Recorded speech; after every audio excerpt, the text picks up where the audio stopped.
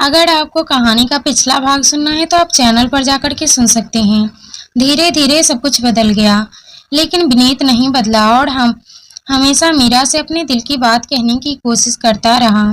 Class में आकर मीरा अपनी पढ़ाई में लग गई। उसे 1 महीने के लिए रिवीजन के साथ साथ उसे आने वाले फाइनल ईयर के एग्जाम की भी तैयारी करनी थी। कॉलेज खत्म होने के बाद निधि और मीरा घर के लिए निकल गईं। इंदौर आने के बाद पहली बार मीरा इन सड़कों पर घूम रही थी। उसे तो जैसे ये सब सपनों जैसा लग रहा था। भूख लगी तो निधि मीरा को लेकर रेस्टोरेंट में चली आई। भीड़ कम थी। निधि ने दोनों के लिए सैंडविच और जूस ऑर्डर किया। वेटर ऑर्डर लेकर चला गया। मीरा को खोया हुआ देखकर निधि ने कहा, हे क्या हुआ, क्या सोच रही हो? मीरा विनीत के बारे में सोच रहे हैं। समझ नहीं आता उसे कैसे कहे कि हमें ये सब कुछ पसंद नहीं। निधि वो तुम्हें लाइक करता है। मीरा मीरा पर हमारे मन में उसके लिए कोई फीलिंग्स नहीं है। निधि हम नहीं चाहते कोई हमारे लिए एक तरफा फीलिंग रखे। हम किसी को ठेस पहुंचाना नहीं चाहते। निधि तुम उसके बारे में सोचकर तो देखो, हो सकता है तुम्हारे दिल में उसके लिए जगह हो। मीरा नहीं निधि, ऐसा नहीं है। होता तो हम तुझको जरूर कहते। विनीत अच्छा लड़का है, लेकिन हम उसके लिए कुछ महसूस नहीं करते हैं। निधि ओके, तुम परेशान मत हो।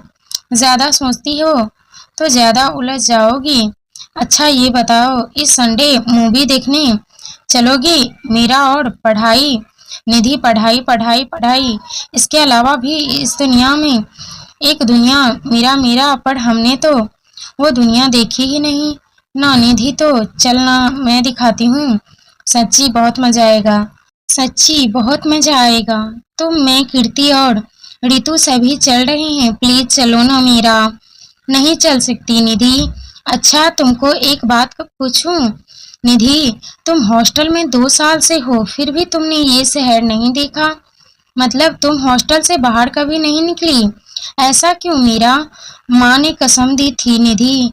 कसम? पर क्यों? और ऐसी कसम कौन देता है? मीरा हम नहीं जानते, पर उन्होंने यहाँ आने के लिए ये शर्त रखी थी हमारे सामने। हमें पढ़ना था, इसीलिए हमने उनकी बात मान ली। आज वो हमारे साथ नहीं है, लेकिन इस तरह जाकर उनकी कसम नहीं तोड़ सकती। निधि अब मैं क्या कहूँ? आंटी ने ऐसा क्यों कहा होगा? तुमने कभी उनसे पूछने की कोशिश नहीं की?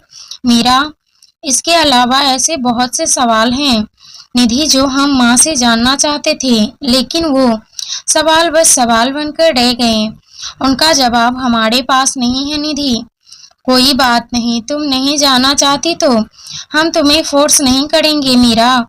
थैंक्स। दोनों बातें कर ही रही थी कि वेटर ऑर्डर लेकर आ गया। दोनों ने सैंडविच खा ली और जूस पिया। उसके बाद दोनों घर के लिए निकल गईं। घर आकर मीरा ने कपड़े बदले और कुछ देर के लिए लेट गई। निधि के सवाल उनके मन में चलने लगे। आखिर क्यों माँ ने उसे शहर घूमने से मना किया? आखिर रिश्ता रहा होगा उनका इस शहर से। कुछ सवाल सिर्फ सवाल बनकर रह जाते हैं, उनके जवाब क्यों नहीं होते? मीरा उठकर बैठ गई। मुश्किल से वह माँ का ख्याल अपने जहन से निकाल पाई, क्योंकि वह कमजोर पड़ना नहीं चाहती थी। मीरा एक बार फिर लेट गई। आंख लगी तो सारी बातें, सारे ख्याल अपने आप जहन से बाहर होते गए। शाम को निधि ने कमरे में आकर उसे उठाते हुए कहा, कितना सोओगी? शाम हो चुकी है। मम्मा को तो टेंशन हो रही थी, कहीं तुम बीमार तो नहीं हो गई? चलो नीचे चलकर दर्शन दो उन्हें। हम ओ जरा आंख लग गई थी। मीरा ने उबासी लेते हुए कहा, कोई बात नहीं, तुम मुंह धो लो, मैं तब तक कमरा ठीक कर देती हूँ।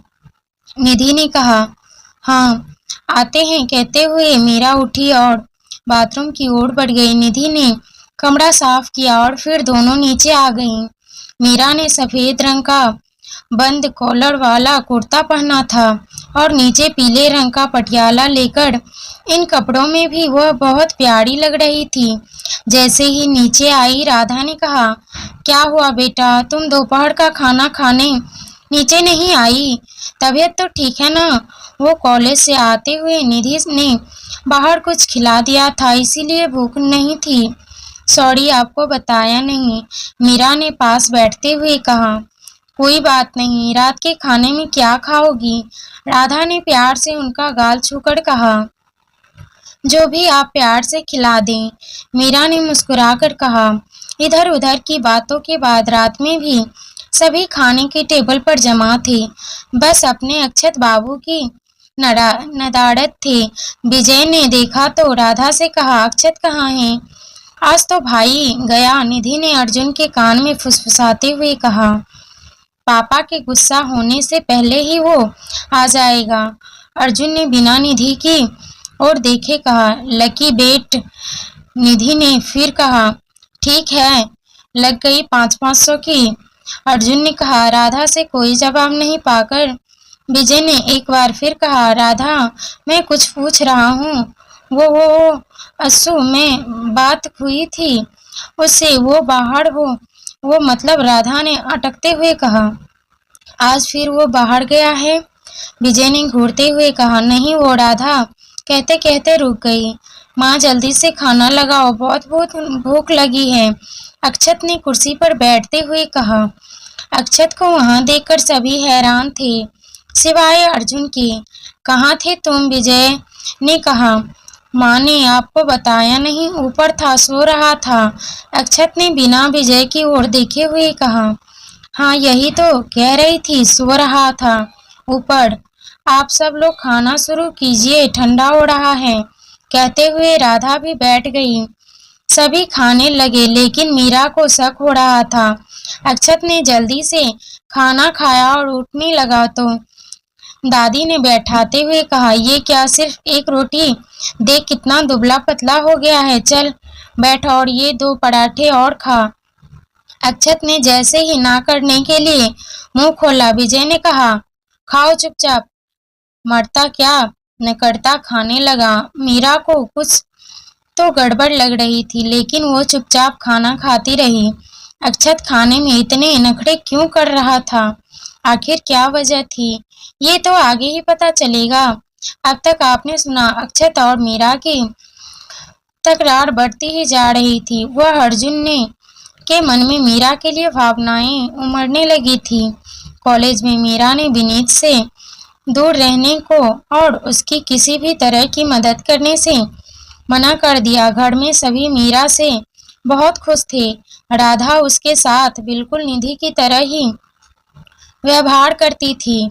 निधि ने बातचीत के दौरान मीरा के अतीत की एक छोटी सी झलक देखने को मिलती है, लेकिन अतीत के राज क्या हैं, ये मीरा भी नहीं जानती है। रात के खाने के दौरान अक्षत खाना खाने में आनाकानी करता है, लेकिन दादी उसे खिला देती है। आखिर अक्षत ने ना क्यों कहा, आइए जानते हैं आगे। MG8 अक्षत को अनमने ढंग से खाते देखकर मीरा को शक हुआ। खाते हुए उसकी नजर नीचे गई। उसने देखा अक्षत ने पार्टी वियर जूते पहने हैं। मीरा ने मन ही मन खुद से कहा, इन्होंने तो कहा कि ये घर में ही थे और सोकर आ रहे हैं, लेकिन घर में ऐसे जूते पहनकर कौन सोता है? जरूर कुछ गड़बड़ है। मेरा हो गया, कहते हुए अक्षत उठा और भाग गया। किसी ने भी उसके जूतों पर ध्यान नहीं दिया। खाना खाकर निधि जैसे ही चुपके से जाने लगी तो अर्जुन ने रोकते हुए कहा, 500 रुपये? भैया, वो मैं तो ऐसे ही मजाक कर रही थी, मुझे तो पता था अक्षत भाई घर में ही है ही नहीं। निधि ने बसते हुए कहा, ये सब बातें ना कही और बनाना, चुपचाप पैसे निकाल। अर्जुन ने कहा, निधि कोई पैसे नहीं देगी। मीरा ने आकर कहा, क्यों नहीं देगी? अर्जुन अब मीरा के सामने था। मीरा मुस्कुराई और कहा, क्योंकि आपके अक्षत जी घर पर नहीं थे, कुछ देर पहले ही बाहर से आए थे। मीरा के मुंह से सच सुनकर अर्जुन अवाक रह गया। लेकिन खुद को सही साबित करना भी जरूरी था, इसीलिए कहा, ये आप कैसे कह सकती हैं कि वो बाहर से आया था? उन्होंने डाइनिंग पर पार्टी वियर शूज पहने हुए थे, मतलब वो बाहर से आए थे। आप सर थाड़ गए हैं, मीरा ने कहा और चली गई। यार, तेरी दोस्त तो बहुत इंटेलिजेंट है, उसने कैसे पता लगा लिया? अर्जुन ने कहा, क्योंकि वो मेरी दोस्त है ना, इसीलिए, कहकर निधि भी चली गई। ऊपर खड़ा अक्षत ये सारी बातें सुन रहा था। उसने धीरे से कहा, सिली गर्ल। अक्षत अपने कमरे की ओर चला गया, लेकिन असली मुसीबत तो अब शुरू होनी थी। पेट में दर्द होना शुरू हो चुका था। मतलब अब इंसान दो दो बार खाना खाएगा तो यही हाल होगा ना।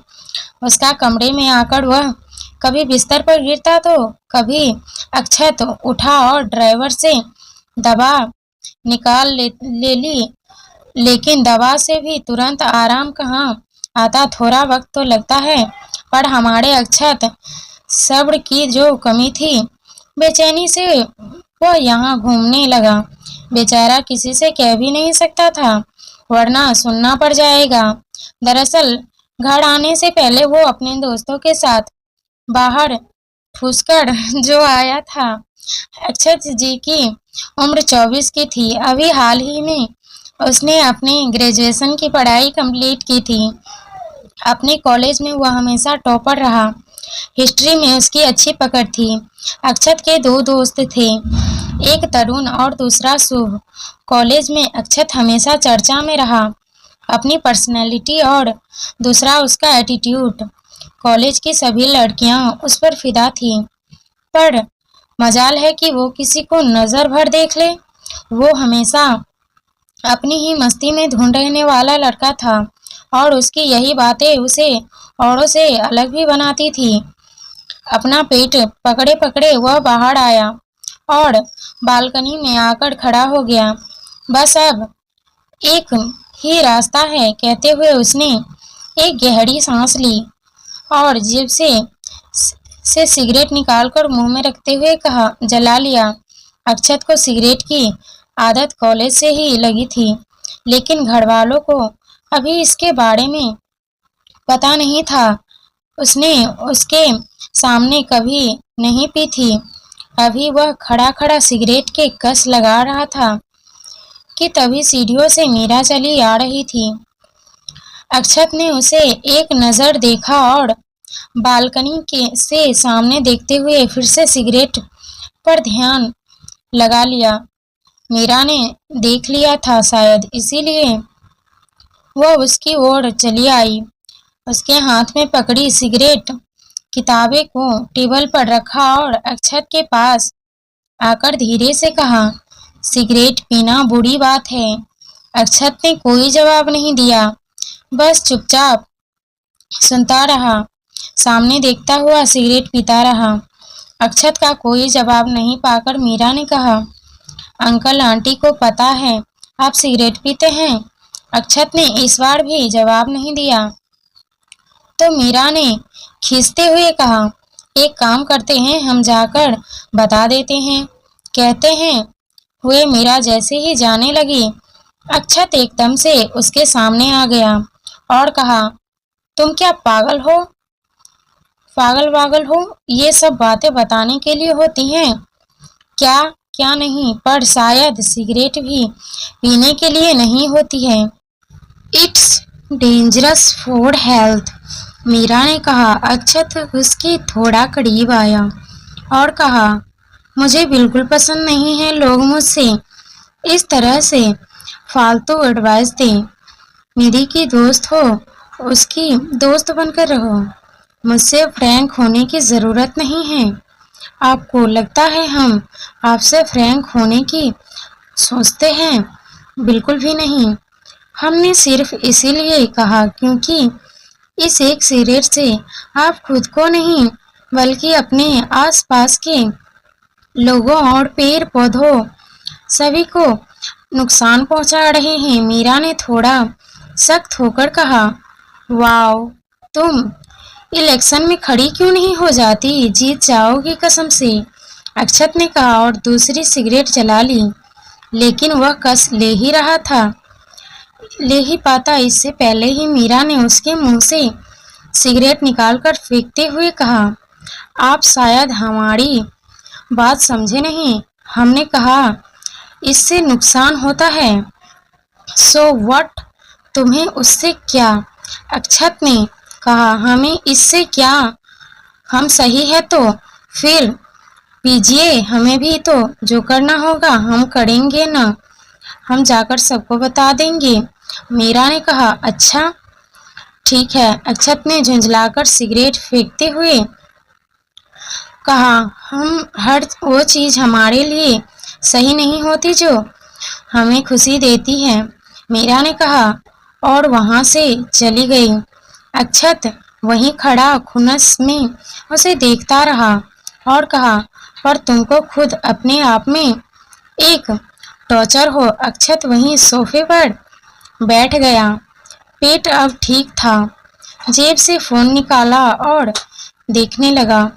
अगर आपको आगे की कहानी चाहिए तो सब्सक्राइब और लाइक कमेंट ज़रूर करें। धन्यवाद।